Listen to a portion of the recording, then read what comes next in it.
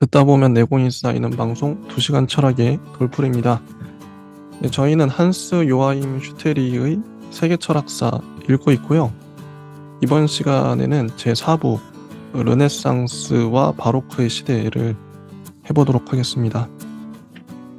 제1장 르네상스와 종교개혁 시대의 철학입니다. 424쪽이고요. 1중세에서 근세로의 정신적 전환이란 제목이 붙어 있네요.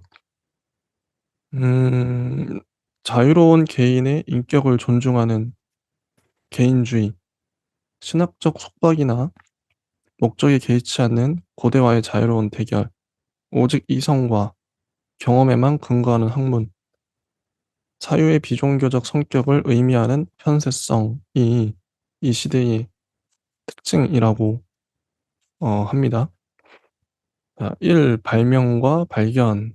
이 시대의 중세에서 근세로 전환하는 시기의 특징들을 하나씩 볼 텐데요.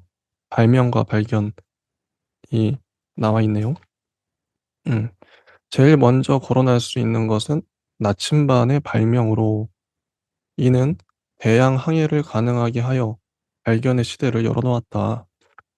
다음으로 화약의 발명은 중세 사회 질서에서 기사 계급이 누렸던 지배적 지위를 뒤흔들고 철저한 사회 변혁을 유도하였다. 마지막으로 꼽을 수 있는 인쇄술의 발명은 십자군 원정 덕분에 값싼 종이가 고가의 양피지 대신 보급된 것과 때를 맞추어 당시 시작된 새로운 정신 운동이 전례를 찾을 수 없는 정도로 광범위하게 전개될 수 있는 전제 조건을 마련하였다. 나침반, 화약, 인쇄술 이 세 가지가 당시 시대적 전환을 추동한 것이죠. 나침반 덕분에 대양 항해를 간 대양 항해가 가능했어요. 그래서 신대륙을 발견할 수 있었고, 화약 덕분에 기사 계급만 누렸던 특권적 지위를 다른 사람들도 화약을 쓰면 되니까요. 사회 변혁을 유도했다. 그 인쇄술은 고가의 양피지 대신에 양피지가 당시 비쌌던가 봐요. 인쇄술 덕분에 많은 사람들이 책을 볼 수 있게 됐던 나침반, 화약, 인쇄술이 중요했다. 이러한 발명 못지않게 심대한 영향을 미친 사건은 당시에 게시된 지리상의 발견이었다. 콜럼버스는 대서양 건너 편에 신세계를 발견했고, 바스코 다가마는 원래 콜럼버스가 찾고자 했던 인도행 항로를 발견했으며, 마젤란은 세계 일주에 최초로 성공했다. 이러한 발견에 힘입어 유럽인들은 지구상의 거의 모든 지역으로 진출하게 되었다. 더 나아가 지리상의 발견으로 인해 경제적 부와 정치적 권력 및 문화의 중심은 대서양 연안의 서유럽 국가들로 옮겨졌으며 나중에는 대서양 너머로 이동하였다.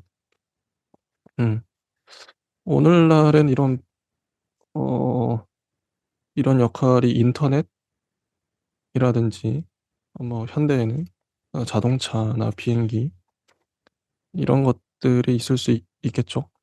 자, 그 다음에 중세에서 근세로 전환하는 시기에 또 중요한 요인들 2번 새로운 자연 지식입니다. 코페르니쿠스, 케플러 이런 사람들이 나오네요. 음, 케플러를 케플러가 이런 명제를 말하는데요. 인간의 정신은 양적 관계에서 가장 분명하게 파악된다. 원래 인간의 정신은 양적 관계를 포착하기에 적합하도록 창조되었다. 이런 말을 하네요.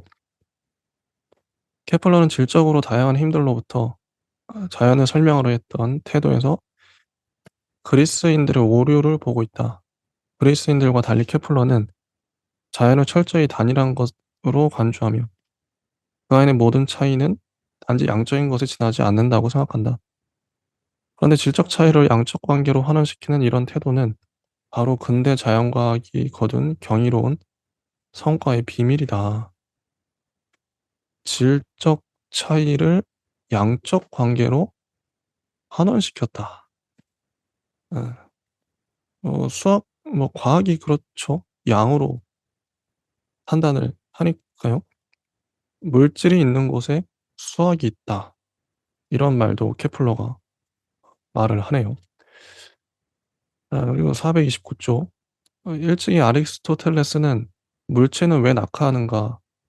라는 물음을 제기하고는 "물체는 그 본질상 무겁고 자신의 본래 위치를 추구하기 때문이라는 식으로 답변했다. 그에 비해 갈릴레이는 "물체는 어떻게 낙하하는가?"라고 묻는다. 질문이 다르죠. 아리스토텔레스의 고대의 질문은 "물체는 왜 낙하하는가?" 였다면 갈릴레이 그러니까 근대의 질문은 "물체는 어떻게 낙하하는가?" 왜와 어떻게의 차이는 왜는 원인을 말하겠죠? 원인. 물체는 왜 낙하하지? 근데 물체는 어떻게 낙하하는가 이건 관찰이잖아요. 어떻게. 운동을 말할 수밖에 없고 과정을 말하는 거죠. 이게 과학이잖아요. 물체는 어떻게 낙하하는가 이건 과학의 질문이고 물체는 왜 낙하하지? 이건 철학의 질문이죠. 질문이 바뀌었다. 이를 확인하기 위해 그는 갈릴레이는 생각 속에서 단일한 낙하 과정을 측정 가능한 몇 가지 요소, 즉 낙하거리, 낙하시간, 운동을 방해하는 저항 요소 등으로 분해하며 실험과 측정을 통해 이 요소들의 양적 관계를 탐구한다. 이게 근대죠. 과학이죠. 과학적 방법. 실험, 측정, 양적 관계. 그렇게 해서 획득한 결과, 즉 아무런 장애도 없을 경우 물체는 일정 시간 동안 그 시간 길이에 상응하는 만큼의 거리에 도달한다는 것이 바로 자연 법칙이다. 이러한 자연 법칙은 어떤 현상을 그 본질에서 설명하지 않고 자 본질 이거는 철학의 질문이라고 했죠. 아까 왜 낙하하지? 본질에서 설명하지 않고 그 과정, 물체가 어떻게 낙하하지? 그 과정을 정확히 서술할 뿐이다. 그러니까 본질을 말할 필요가 없다는 거예요. 과학은 과정을 말할 뿐. 본질은 철학의 질문이니까요. 추상적이고 관념적이죠. 본질. 근데 과정은 과학적이다. 수학적이다. 본질이나 이유를 도외시한 채 오직 자연 과정의 추이만을 고려하는 태도에서는 분명 어떤 체념도 확인할 수 있다. 어떤 체념. 하지만 바로 이런 체념이 새로운 방식의 정확한 자연 인식과 자연 지배라는 거대한 논사태를 일으켰다. 본질은 알 수 없다. 몰라. 본질은 몰라. 어떤 체념. 그 과정만 정확하게 서술하자. 재밌는 문장이죠. 이후로는 어떤 철학자도 자연과학의 방법과 성과를 무시할 수 없었고 위대한 과학자들이야말로 근대의 진정한 철학자라는 말도 심심치 않게 들리게 되었다. 18세기에 이르기까지 거의 모든 주요한 철학자는 동시에 수학자이기도 했다. 음. 그다음에 3 번 음 인본주의와 르네상스가 나옵니다. 인본주의 휴머니즘이 나오네요. 어 메디치 뭐 이런 사람들도 나오고 정말 다양한 사람들이 나와요.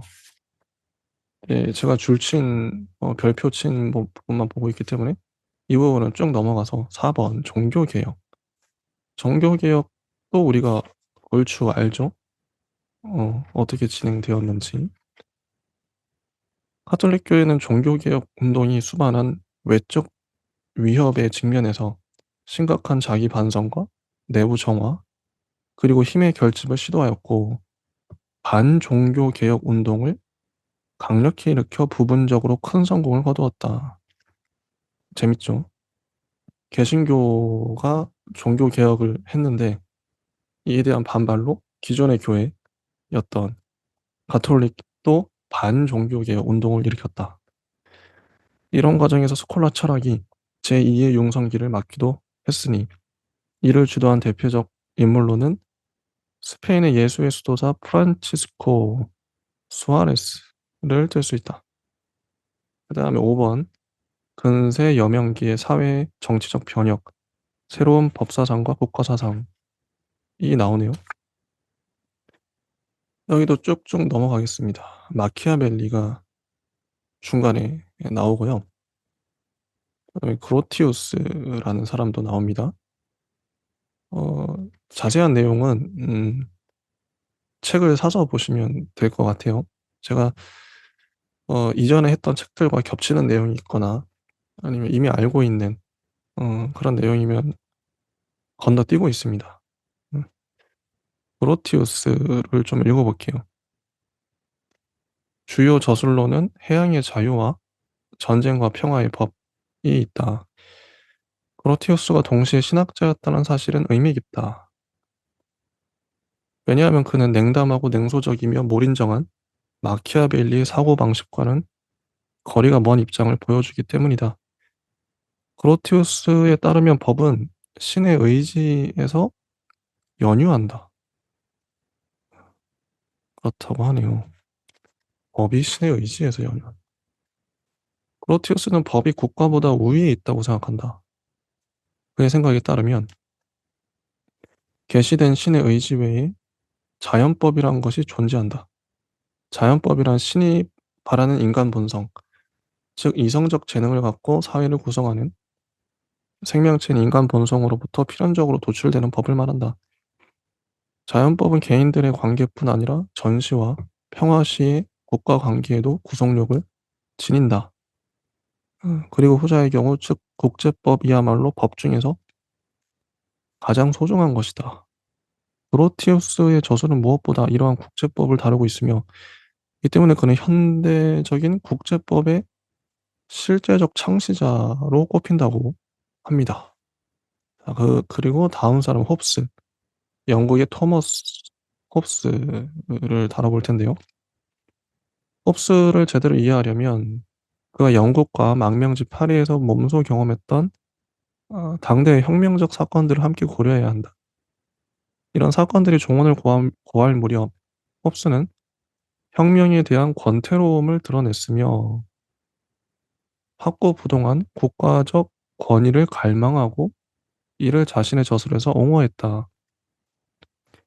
당시에 혁명이 일어났는데 홉스의 시대에 이 혁명을 갈망했던 사람도 있겠지만 홉스처럼 '야 혁명이 지겹다.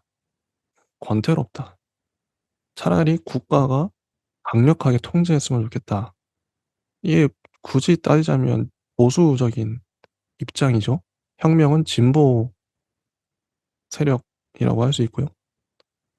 홉스는 보수파였다고 할 수 있겠네요. 홉스에 따르면 인간이란 자신의 이익, 즉 자신의 생존 유지와 가능한 한 많은 재화의 소유를 추구하는 이기주의자다. 인간은 이기적이야. 따라서 모든 인간이 오직 이런 목적에서만 행위하는 자연 상태에서는 만인에 대한 만인의 투쟁이 지배한다. 이 상태는 안전에 대한 인간의 자연스러운 소망을 충족시켜 줄 수 없다. 홉스는 겁이 많았던 것 같아요. 인간을 잘 못 믿었던 것 같고 만인에 대한 만인의 투쟁. 이게 모든 사람이 모든 사람과 싸운다. 이 상태에는 음 안전에 대한 인간의 소망을 충족시켜 줄 수가 없죠. 법적 보호와 안전 확실히 보수적이네요. 법적 보호와 안전, 실제적 도덕 행위의 가능성은 인간들이 국가 내에서 합의에 의해 상위의 권력을 창출하고 모두가 이 권력의 의지에 복종할 때에만 가능하다. 권력에 복종해. 그러면 평화로울 거야. 홉스는 국가의 기원을 이렇게 설명하며 그에 따르면 국가만이 평화와 법적으로 보장된 소유, 좀 더 차원 높은 도덕을 가능하게 한다. 국가가 이래서 필요한 거죠. 홉스의 견해에 따르면 국가는 생멸하는 신이 된다. 무엇이 정의인지를 결정하는 것은 국가이다. 국가가 허용하는 것은 정의이며 국가가 금하는 것은 불의이다. 국가는 도덕적 의미에서 선악의 경계도 결정한다. 헌화가 국가는 종교의 정체성도 규정한다. 국가는 오로지 한목적성만을 염두에 둔 인간의 고안물이라고 생각하는 홉스는 국가 권력에 대한 일체의 종교적 혹은 형이상학적 설명 방식을 거부하고 조롱한다.